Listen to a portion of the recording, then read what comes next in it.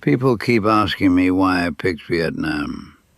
They hear Vietnam and they picture the war, or they picture backpackers in their 20s eating street noodles for $2, or they picture some kind of chaotic city where nothing works properly.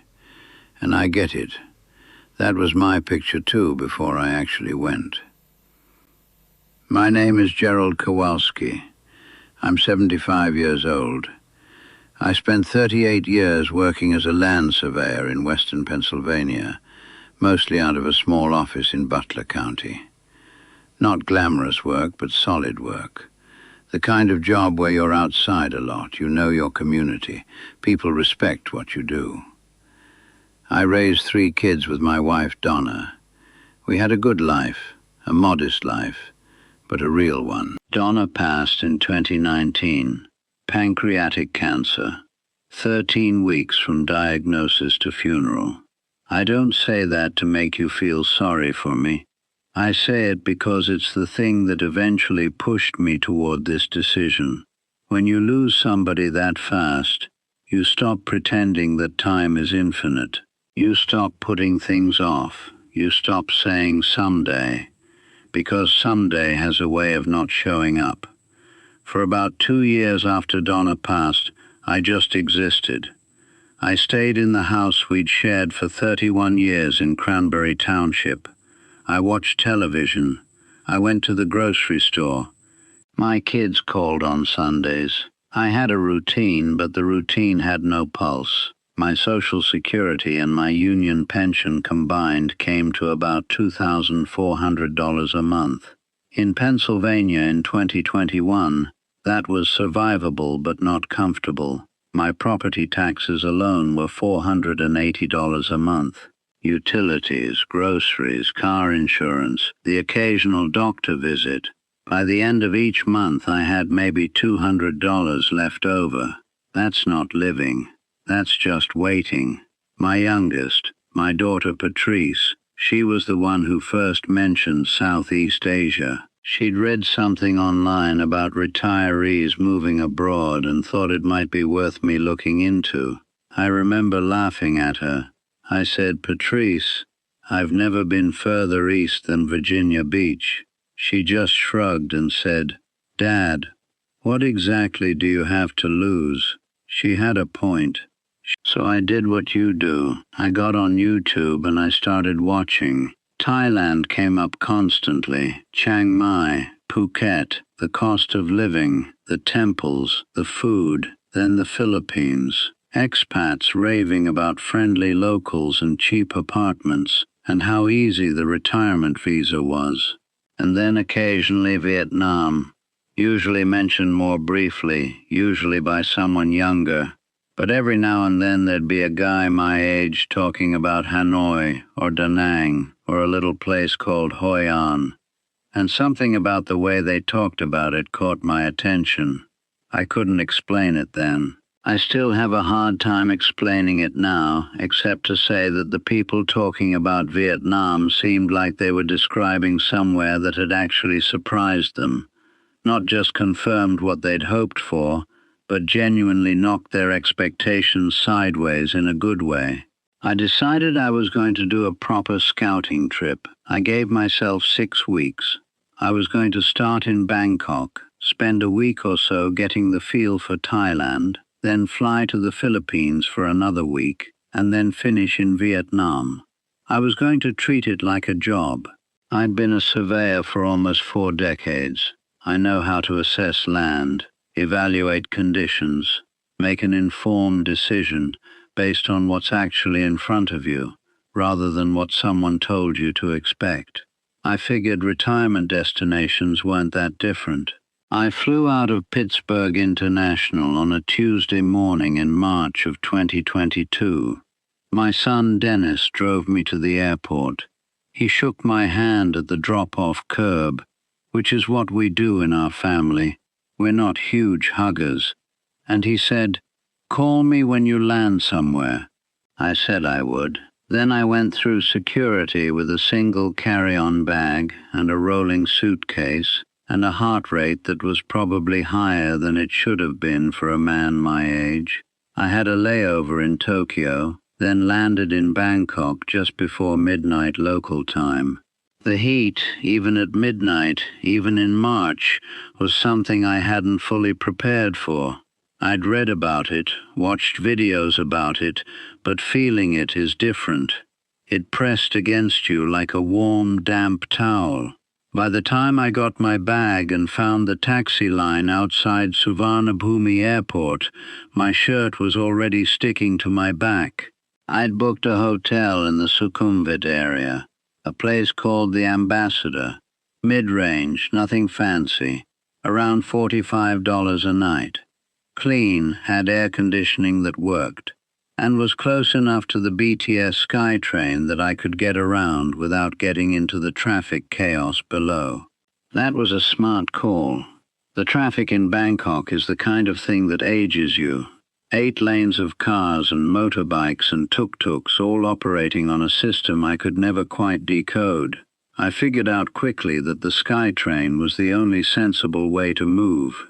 My first few days in Bangkok were genuinely impressive, visually. The Grand Palace is extraordinary. The temples along the Chao Phraya River have this golden, heavy beauty that makes you feel like you've been dropped into a different civilization, which of course you have. The food was outstanding. I found a little restaurant near my hotel where I'd go every morning for a bowl of jok, a rice porridge with a soft-boiled egg, some ginger, and green onion on top. Cost me about $1.20. I sat and watched the street wake up and thought, all right, I can see why people end up here.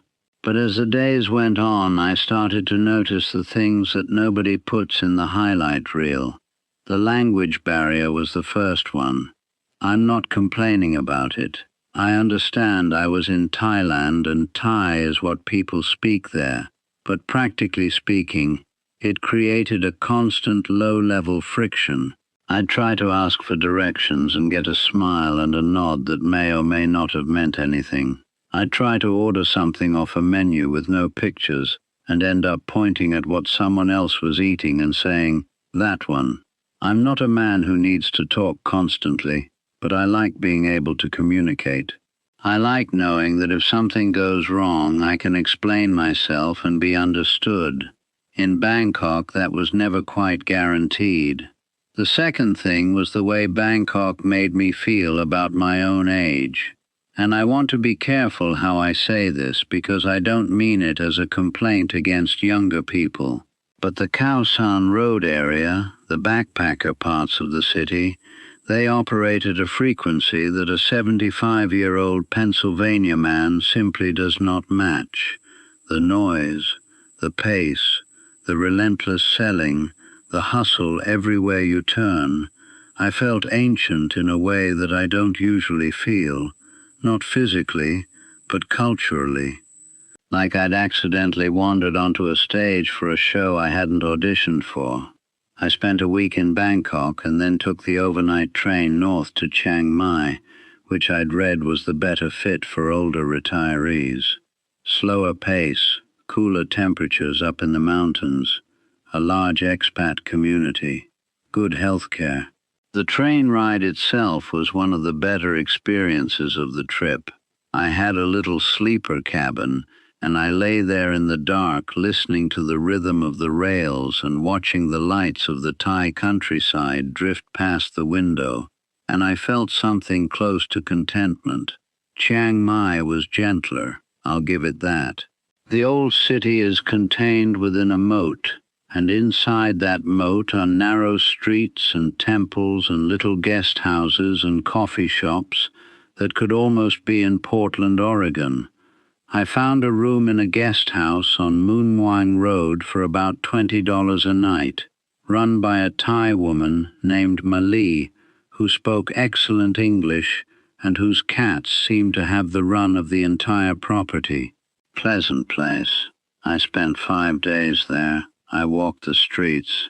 I visited Doi Suthep, the golden temple on the mountain overlooking the city. I went to the Saturday walking street on Wurlai Road and ate my way through the stalls. Sticky rice, grilled pork, mango with sweet coconut milk. I sat in a cafe one afternoon for 2 hours reading a novel and drinking excellent northern Thai coffee and thought, this is nice. But nice and right aren't the same thing. Here's what I kept coming back to in Chiang Mai. The expat community there is large and well established, which sounds like a plus, and in some ways it is. There are Facebook groups, weekly meetups, guys who've been there 15 years and can tell you exactly which hospital to go to and which visa agent to use and where to get the best cow soy in the city. It's organized and functional and comfortable. But that comfort has a kind of sealed quality to it. You slot into this existing expat world, and the expat world is largely separate from the Thai world around it. The Thai people are polite, incredibly polite, but the cultural distance is real and significant, not hostile, not unwelcoming, just genuinely distant. I would sit in a restaurant and make eye contact with the owner, and she would smile and bring my food and take my money, and that would be the entire interaction, not because she was unfriendly, because there simply wasn't more available there. Not easily, not without a level of language and cultural fluency I didn't have and wasn't going to build in 5 days. I also looked properly into the visa situation while I was there, because if I was serious about any of these places, I needed to understand what the paperwork reality actually looked like. In Thailand, the non-immigrant OA retirement visa requires proof of funds in a Thai bank account, 800,000 baht, which is roughly $23,000. It needs to sit there. You also have to report to immigration every 90 days. There's an annual extension process. It's manageable. Experienced people navigate it fine. But it's a system that keeps reminding you that you're a guest, that your right to be there is conditional and requires regular renewal. At 75 years old, I found that exhausting to contemplate. I flew from Chiang Mai to Manila on a Wednesday morning. The Philippines leg of my trip was going to be a week, and I was approaching it with more openness than I'd arrived in Thailand with, partly because the YouTube videos had given Thailand an almost impossibly high build-up, and partly because my expectations had recalibrated. Manila hit me immediately and not gently. Traffic that makes Bangkok look like a Sunday drive through the countryside.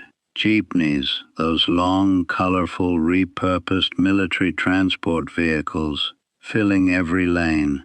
Heat comparable to Bangkok, but with an added layer of diesel exhaust that sat in the air. I stayed in Makati, which is the business district, cleaner and more organized than the rest of the city, but still overwhelming. The thing the Philippines had going for it, which I felt immediately, was the English. My taxi driver from the airport chatted with me for the entire 40-minute ride, asked where I was from, told me about his family in Batangas, recommended places to eat. His English was natural and easy, not translated feeling, just English. It was the first time since leaving Pittsburgh that I'd felt like I could be a full participant in a conversation rather than a hopeful bystander. That mattered more than I expected it to.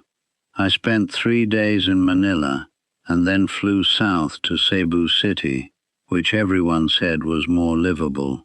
Then I spent a day out on the island of Bohol to see the Chocolate Hills, these strange geological formations, perfectly rounded hills covered in brown grass that rise out of the flat landscape like something from a storybook.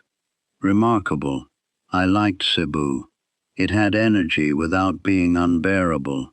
The Fuente Osmeña area was walkable, had decent restaurants, and felt like a place where ordinary life happened, rather than just tourism.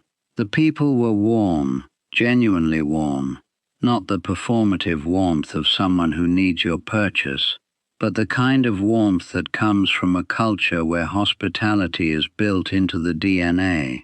I had a conversation with a woman who ran a small eatery near my hotel in La Hague, a neighborhood in Cebu, and within 10 minutes she was asking about my kids and whether I had grandchildren and whether I preferred rice or bread. It was the kind of conversation that just happens there, naturally, without effort. But here's the honest thing I kept circling back to, and I say this as someone who truly liked the Philippines and understands why so many retirees choose it. The heat and humidity in Cebu is relentless. Not just warm, not just tropical, but a thick, pressing, non-negotiable humidity that sits on you all day. In Chiang Mai it was hot, but there were cooler periods. In Cebu, even at 7 in the morning, I was sweating on my walk to breakfast. My joints, which aren't what they were at 50, ached with it. And at 75, that's not a minor inconvenience. That's a daily physical reality. The other thing was the infrastructure. The internet in the guest houses and smaller hotels was genuinely poor. I had calls drop with my kids twice. The power went out one evening for about 4 hours. The roads outside the main city were rough enough that my back, which has some issues from decades of fieldwork, was complaining after every tricycle ride. Again, these are things that younger retirees might brush off. For me, they were things I had to factor in honestly. By the end of my Philippines week, my feelings were warm but complicated. I liked the people more than I'd liked people anywhere else I'd been. I liked the English, I liked the food, the adobo and the sinigang, and the lechon from a little place I stumbled into near the carbon market in Cebu. But something wasn't quite settled for me.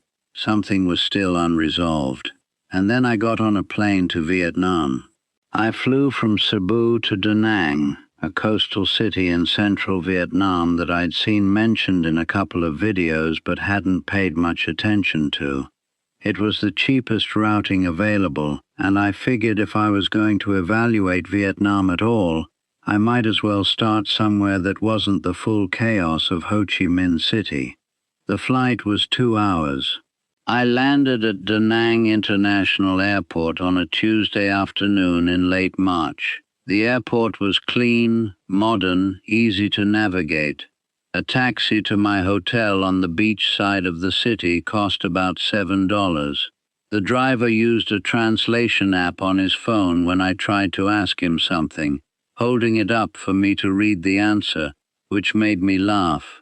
Creative solution. Da Nang is not what I expected Vietnam to be. I think I'd carried a mental image from old news footage. Overcrowded streets, heavy air, the weight of history. Instead, I found a city that felt almost breathable. The Han River runs through the middle of it, and on both banks there are wide promenades, trees, proper sidewalks you can actually walk on without fear. The Dragon Bridge, which crosses the river, is lit up at night and breathes fire on weekends, which sounds ridiculous and is also completely spectacular. My hotel was on Mai Che Beach, one of the most beautiful beaches I've ever seen in my life. 3 miles of clean white sand, the South China Sea coming in long, gentle waves, not a lot of vendors hassling you. In the mornings, before the heat built up, locals came to swim. Older Vietnamese men and women doing exercises in the shallows. I walked the beach every morning at 6 and felt something I hadn't felt since before Donna got sick. I felt like myself. But I'm getting ahead of myself. Let me back up, because it wasn't all immediately perfect. The language in Vietnam is a genuine wall. More so than Thai, and more so than Tagalog. Vietnamese is a tonal language with 6 tones, meaning the same syllable said with a different pitch can mean 6 entirely different things. I tried to learn a few phrases before leaving home. I practiced them. I said them out loud to my empty kitchen in Cranberry Township. And when I got to Vietnam and used them, the results were genuinely humbling. I said what I thought was thank you to a woman at a market stall, and she looked at me with an expression I can only describe as polite bewilderment. I tried again with a slightly different tone, and she burst out laughing. Not unkindly, just the laugh of someone who has heard a foreigner mangle something so completely that it has gone from confusing to amusing. That moment, though, was actually when something shifted for me, because she wasn't laughing at me in a way that made me feel foolish. She was laughing the way you laugh with someone. She said something in Vietnamese that I didn't understand, then pointed at me and said, in English, "You try. Good." And then she gave me what I'd been pointing at, and charged me a fair price and waved me off like an old friend. That's a small moment, but it accumulated. The small moments kept accumulating. On my third day in Da Nang, I wandered away from the tourist beach strip and found myself in a neighborhood called An Hai Bac across the river. Quiet residential streets, small houses with tiled floors and open doorways. Old men sitting on plastic stools outside, drinking coffee from small metal filters, watching nothing in particular. A woman sweeping her front step. Kids in school uniforms on bicycles. The kind of everyday life that doesn't know it's being observed. I found a small cafe on a corner. No English sign, 3 tables, and a woman who ran the whole operation herself. I pointed at what the man at the next table was drinking, and she brought me a café trung, an egg coffee, which I had never heard of and did not know what to expect. It came in a small cup, thick and sweet, with a layer of whipped egg yolk and condensed milk sitting on top of the strong, dark coffee beneath. I took a sip and sat very still for a moment. That was the coffee that did it. I know how that sounds. I know it sounds like something someone made up for a travel article. But sometimes a single moment of unexpected rightness pins down a feeling that's been floating around without a home. That coffee, in that corner cafe, in that quiet neighborhood, with those old men on their stools and the sound of a bicycle bell 2 streets over. Something landed. I spent another 10 days in Da Nang. Then I took a 40-minute taxi ride down the coast to Hoi An, an ancient trading town that has been a UNESCO World Heritage Site since 1999, and where I had perhaps the most disorienting experience of the entire trip, which was falling a little bit in love with the place. Hoi An's old town is lantern-lit at night, preserved yellow buildings, wooden shop fronts, and a river where small boats drift with flower lanterns on the water during festivals.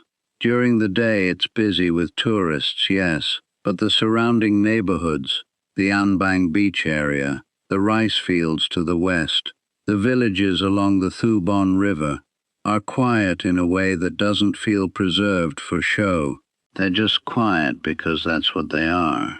I rented a bicycle, which at 75 I thought might be ambitious, and it turned out to be completely fine on the flat coastal roads. I cycled to An Bang Beach, about 4 kilometers from the old town, and sat there on a borrowed beach chair at a small restaurant run by a man named Than, who spoke reasonable English and had strong opinions about which Vietnamese beer was worth drinking and which was not. We talked for 2 hours. He told me about his family, about growing up near the coast, about the changes he'd seen in the town over 15 years. I told him about Western Pennsylvania, about Donna, about how I'd ended up sitting on a beach in central Vietnam at my age. He listened with genuine attention, which is its own kind of hospitality. The cost of living in Da Nang and Hoi An was something I started tracking seriously after that first week, because I was beginning to think this wasn't just a pleasant trip. I was beginning to think I might be somewhere that deserved real consideration.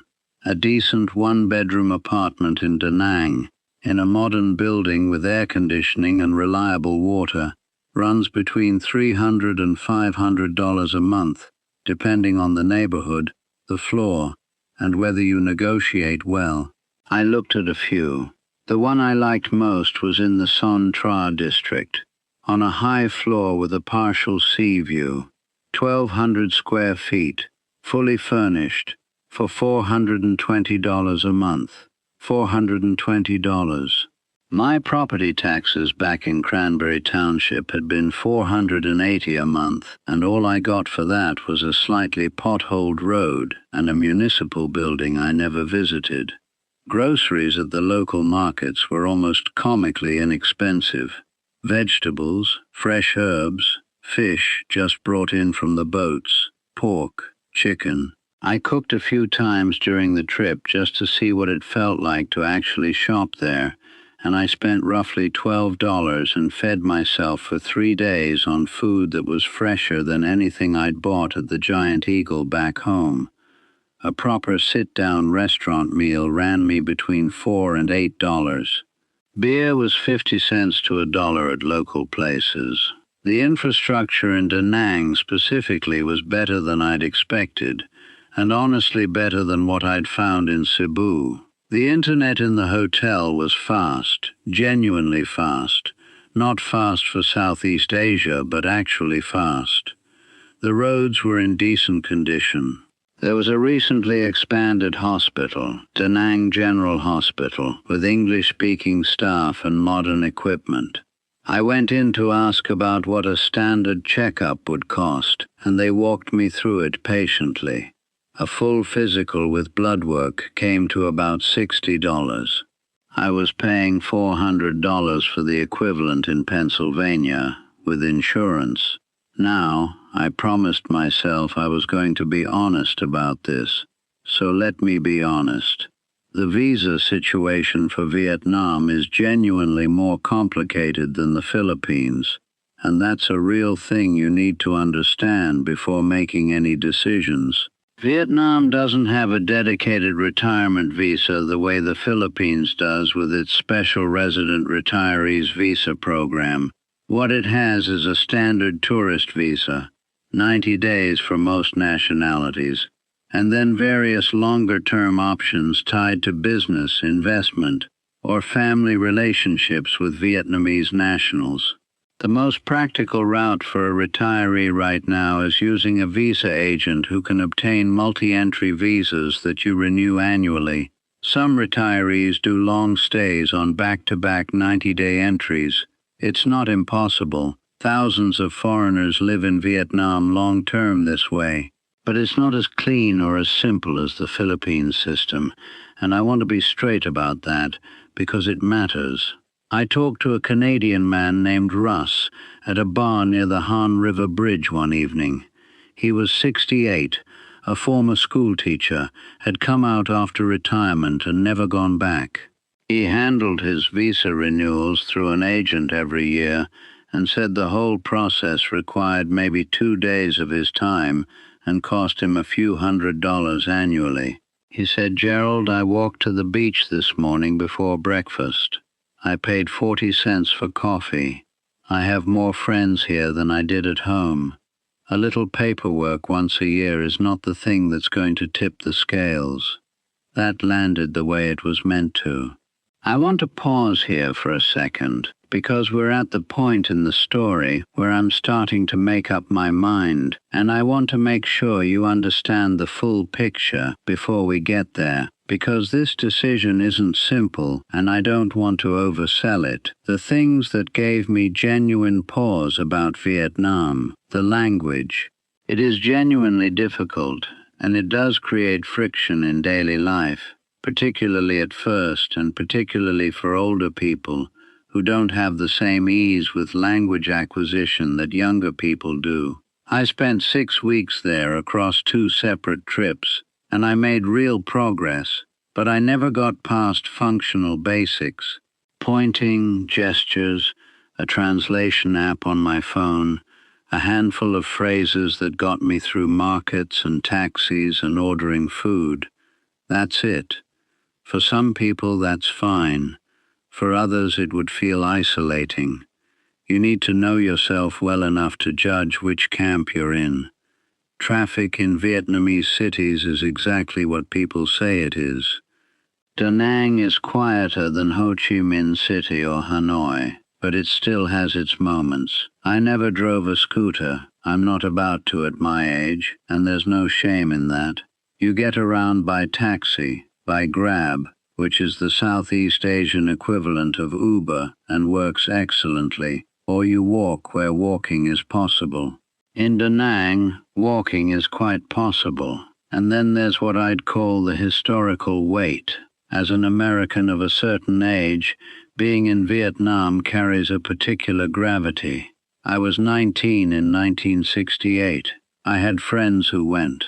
I had a cousin who didn't come back. Standing at the War Museum in Ho Chi Minh City, which I visited on a separate day trip, and looking at those photographs, that's not an experience you can be neutral about. The Vietnamese people I met were, almost without exception, warm and gracious toward me. The country has moved forward. The people have moved forward. But I hadn't fully anticipated the emotional weight of simply being there as an American of my generation, and it's worth acknowledging. Now let me tell you what made me choose Vietnam anyway. Let me tell you what pushed it past Thailand and past the Philippines in my particular calculation for my particular life. It was an evening in Hoi An. I'd been there 4 days. I was sitting in a small restaurant on Bac Dang Street, right along the river, having a bowl of khao lao, a noodle dish you can only really eat in Hoi An because the water used to make it authentically has to come from a specific well in the old town. The noodles are thick and slightly chewy, sitting in a small amount of broth with sliced pork and fresh herbs and crispy crackers on top. I'd ordered it because someone had told me to, and I wasn't expecting much. It was one of the best things I've ever eaten. And I sat there in the warm evening air with the lanterns lit along the river and the smell of incense from a nearby temple drifting over, and I thought about Donna. I thought about how she always said that the thing she wanted most, if they'd ever had the money and the time, was to see the world. Not all of it, just some of it. Just enough to understand that there were people living full, meaningful, beautiful lives in places she'd never seen. She never got to do that. 13 weeks and she was gone. I was sitting there with the rest of her unlived wishes and my own unlived ones stacked up behind me, like luggage I'd been carrying for 3 years, and something released. I don't have a better word for it. Something released. I was going to stay, not necessarily in Hoi An, which is more of a tourist town than a practical long-term base, but in this country, in Vietnam. Da Nang was the practical answer, modern enough to have good infrastructure, close enough to Hoi An that I could be there in 40 minutes, on the coast, with the beach and the river and the mountains behind the city, a proper city, with a functioning expat community that wasn't so large it had become its own sealed bubble the way Chiang Mai had. A place where, if I put in the effort, I could actually know my neighbors, actually have real conversations rather than tourist transactions. I went home to Pennsylvania in May of 2022. I sat down with my kids, all 3 of them, Dennis and Patrice and my oldest, my son Ray, who'd flown in from Denver for the conversation. I laid it all out. I showed them the apartment photos. I showed them the cost breakdowns. I showed them the hospital information. I told them about Russ and about Than, and about the egg coffee and the cow lao. Patrice cried, which I'd expected. Dennis asked about healthcare, which I'd also expected. Ray, who is the most analytical of the three, asked me one question. Dad, is this what you actually want, or is it what you think you should want? I said, Ray, for the first time in 3 years I woke up somewhere and wanted to still be there the next day. That's what I want. He nodded. He said, okay. I spent 3 months wrapping things up in Pennsylvania. Selling the house was painful in a way I hadn't fully anticipated. 31 years of living in a place gets into the walls of it. But I knew I wasn't going to maintain it from across the world, and I wasn't going to let it drain my finances from a distance either. I put most of the proceeds into savings and a small investment account, and I gave each of my kids a portion I'd always intended for them. I kept enough liquid that I'd have security no matter what happened. I landed back in Da Nang in September of 2022, 73 years old in body, and more scared than I'd been on the first trip, because this time it was real. This time the return ticket wasn't sitting there as an emergency exit. The apartment in Sontra district was exactly what I'd viewed on the visit. 12th floor, partial sea view from the balcony, a decent-sized kitchen, a bedroom with a ceiling fan and an air conditioning unit. The landlord, a Vietnamese man named Hugh, who was somewhere in his 50s and worked in logistics, spoke functional English and had rented to foreigners before. He showed me the fuse box, showed me the water heater settings, showed me where the nearest market was, 3 minutes walk. He said, any problem, you call me, I answer. He has answered, every single time. Getting settled took longer than I expected and less long than I feared. The first month was the hard one, navigating the market without a word of Vietnamese, figuring out which Grab driver understood my pronunciation of my own address, getting a SIM card sorted, opening a bank account.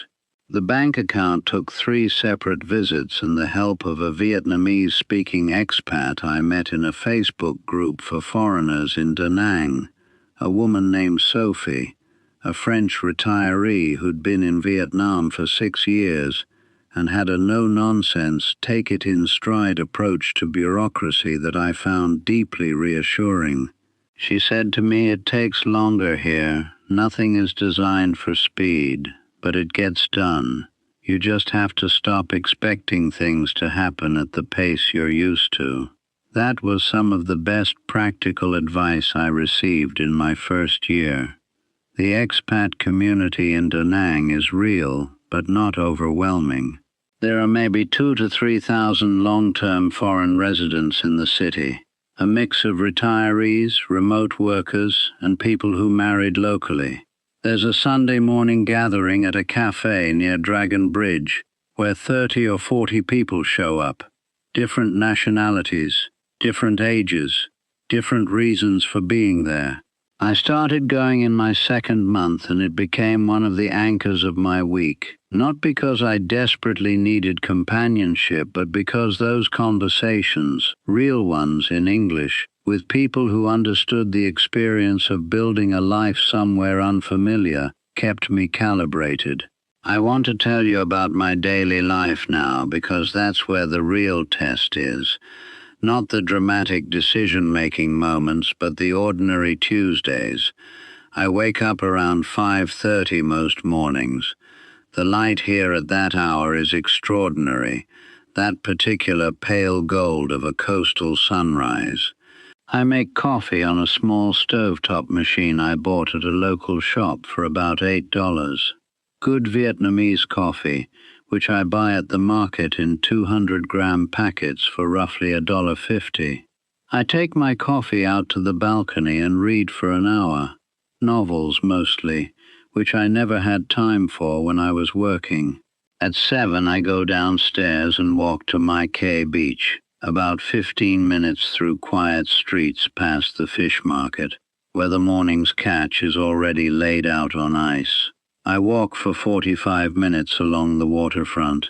The beach is occupied at that hour by Vietnamese locals doing morning exercises, older women doing group aerobics to tinny pop music from a portable speaker, men doing Tai Chi at the waterline. I'm a regular now, which means people nod at me. An older gentleman named Van, who does Tai Chi every morning at the same spot, waves at me, and I wave back. Neither of us needs more than that. Breakfast is at a banh mi cart near my building, run by a woman I know only as Ba, which means grandmother in Vietnamese, and which she finds funny when I use it. For about 70 cents she makes me a baguette. The French legacy runs deep in Vietnamese food, filled with pork, pâté, pickled daikon and carrot, fresh cilantro, and a green chili that I've learned to ask her to go easy on. It's the best breakfast I've ever had regular access to, and it costs less than $1.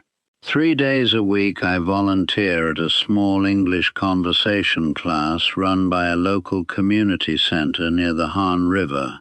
It started because I wandered past, saw the sign, and walked in on a Tuesday afternoon and asked if they needed help. They looked at me like I'd offered them something they couldn't quite believe was free. The students are mostly adults, people who need English for their work, some younger, some around my age. We talk, we practice. They teach me Vietnamese words in exchange, a transaction I'm getting the better end of by a significant margin. It's given me purpose in a way that I didn't have in Pennsylvania. Not the busyness of work which can substitute for purpose without actually being it, but genuine purpose. The feeling that you're useful, that your presence is adding something somewhere. I go to the market twice a week. I've developed a route and a rhythm. The woman who sells vegetables in the corner of the An Hai back market recognizes me and always holds up the freshest tomatoes with an expression that says, "These are for you," which may or may not be a sales technique, but which I choose to take at face value. A full basket of vegetables and herbs cost me about $3. Dinner 3 or 4 nights a week I cook at home. Simple things, Vietnamese influenced now rather than the Pennsylvania cooking I grew up with. A stir-fry with whatever's freshest, rice that I've finally gotten the hang of cooking properly, sometimes a soup. The other nights I eat out, usually at one of the handful of places where I've become a regular, where I sit without a menu because they know what I like and bring it. My monthly costs break down like this, because I know you're going to want numbers. Rent is $420. Utilities, electricity mainly, because it runs hot and I use the air conditioning at night and in the early afternoon, run about $45 in summer and lower in cooler months. Internet is $22 a month and is genuinely reliable. Groceries and cooking at home runs me about $80 a month. Eating out, maybe $60 to $80. Miscellaneous, transportation, coffee out, a beer now and then, random purchases, another $50 or $60. Total comes to somewhere between $650 and $700 a month to live comfortably. I have $2,400 coming in every month. Do the math. I'm banking somewhere between $1,700 and $1,800 every month.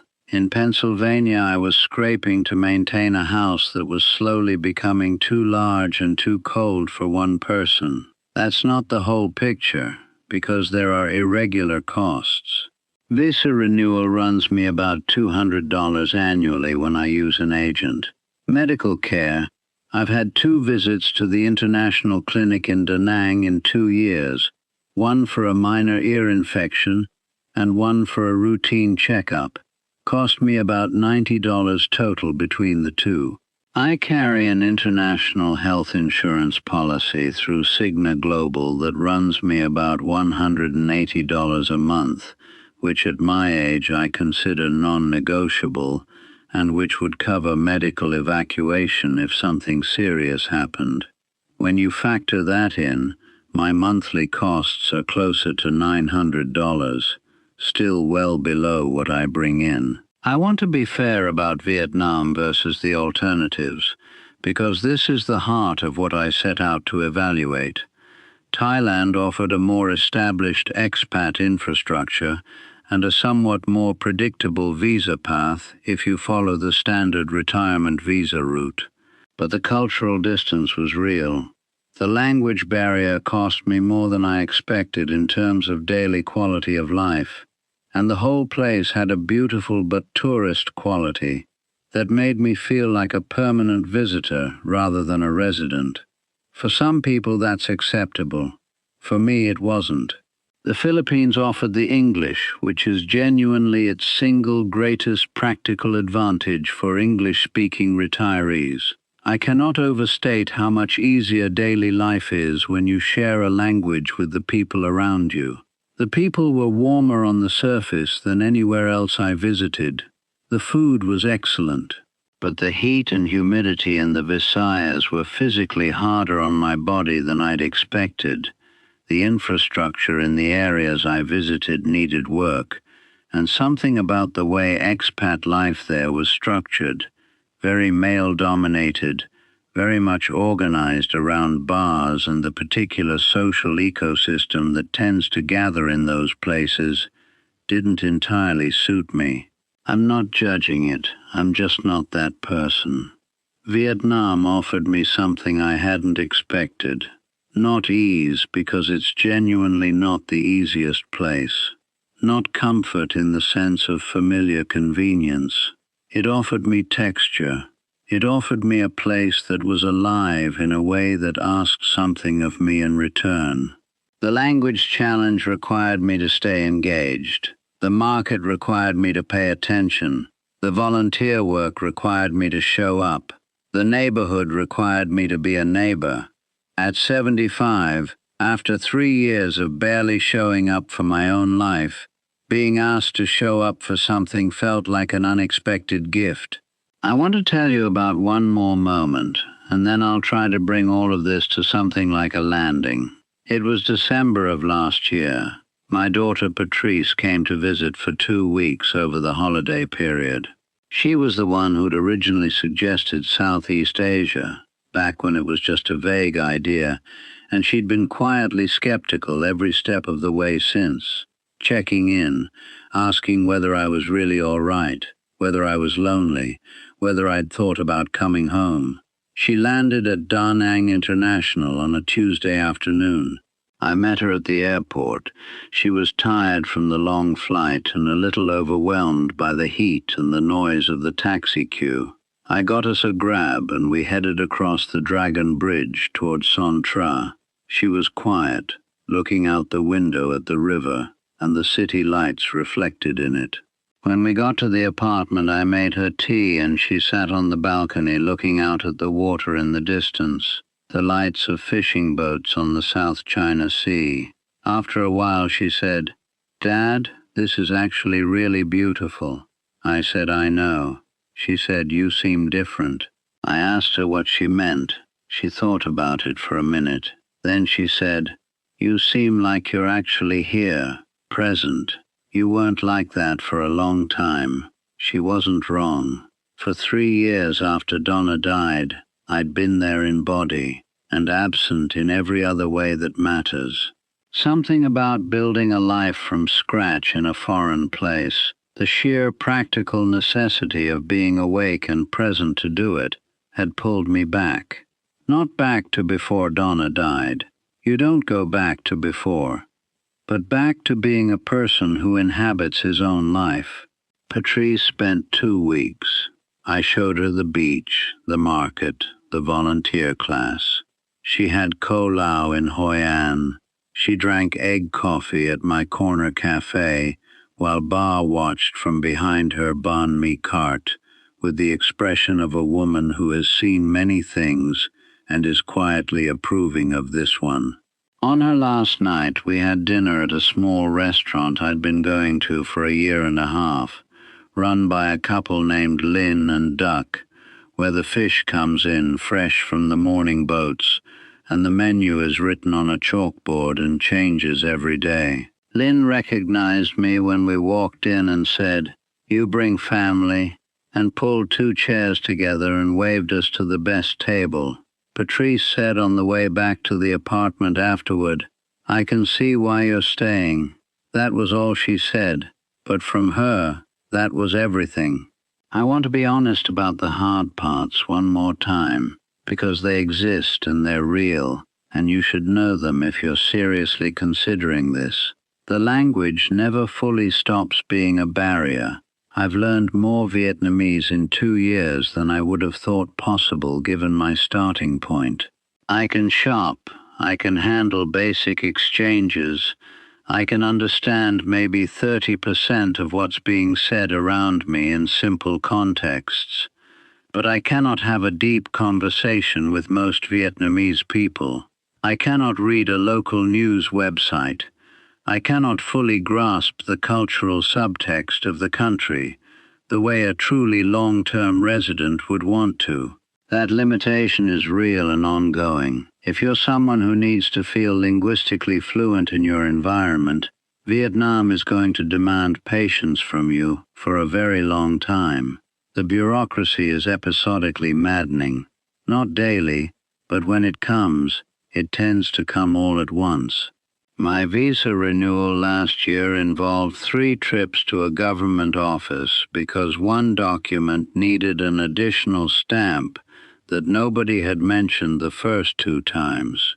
Nothing hostile about it, nothing corrupt, just the deep-rooted preference for process over efficiency that exists in Vietnamese administrative culture. You learn to plan ahead, arrive early, bring extra copies of everything, and accept that it will take longer than you were told. And the noise. Vietnamese cities are not quiet. Da Nang is quieter than Ho Chi Minh City or Hanoi, but it is not quiet. There's construction in my neighborhood that has been ongoing for 8 months. There are motorbikes that idle particularly loudly at certain hours. On the first Sunday of every month, there is some kind of community announcement over a loudspeaker at 6 in the morning, the purpose of which I have never been able to identify. If you need silence, you'll find it in the mountains or in very rural areas. In the city, you won't find it. Those are the real ones, the honest ones, not the romanticized version, not the horror story version, just the things that are actually true. Here's what's also true. I'm 75 years old. My knees aren't perfect and my lower back has opinions about the weather. I've had some mornings where I've sat on the balcony with my coffee and wondered whether I made the right call, whether this was too far from my kids, whether Donna would have done it differently. And then I've gone downstairs and got my banh mi and walked to the beach and watched the light on the water and traded waves with Van and gone to the market and cooked something decent and sat at Lynn and Duke's restaurant with a beer that cost 80 cents and genuinely felt, that the time I have left is being used rather than spent. I'm not trying to sell you Vietnam. It's not for everyone, and I wouldn't pretend otherwise. If the language barrier matters a great deal to you, the Philippines is the more pragmatic choice, and nobody should argue with that. If the visa path is the priority, again, the Philippines. If you want an already established expat community with every question already answered in a Facebook group somewhere, Chiang Mai is waiting for you. But if you want a place that will ask something Donna of you, used to say that the best real lives are the texture ones and that depth and a surprise food you. culture that will She meant genuinely it in the improve small your daily sense, life, the that is unexpected things affordable on in an a way ordinary that makes Thursday your that shift your pension feel like an perspective. actual abundance But rather I than think a it applies monthly to the bigger anxiety, decisions too. that has a The coastline ones that you will make knock when the the life breath you out of planned you is on a clear gone, morning, And you have that to has either people build who may something not new share your language, or but who sit in the possess old a shape of things and straightforwardness slowly and warmth disappear. that isn't performing anything, then I chose to Vietnam be is worth your surprised. serious attention. Vietnam I'm sitting was the here right surprise. now on the 12th floor of a building in I'm Song Gerald Tra Kowalski. district, Da Nang, Vietnam. I'm 75 years It's old. early morning. The South I'm a China retired Sea land is surveyor visible from where Butler I'm County, sitting, Pennsylvania. a line of dark blue And I against live the in Da lightning Nang, sky. Vietnam. In about 40 minutes, I'm And I going to haven't walk once, to the beach, wave at not Van, once, get my banh mi, wished and I'd go gone to about my Thailand day. instead.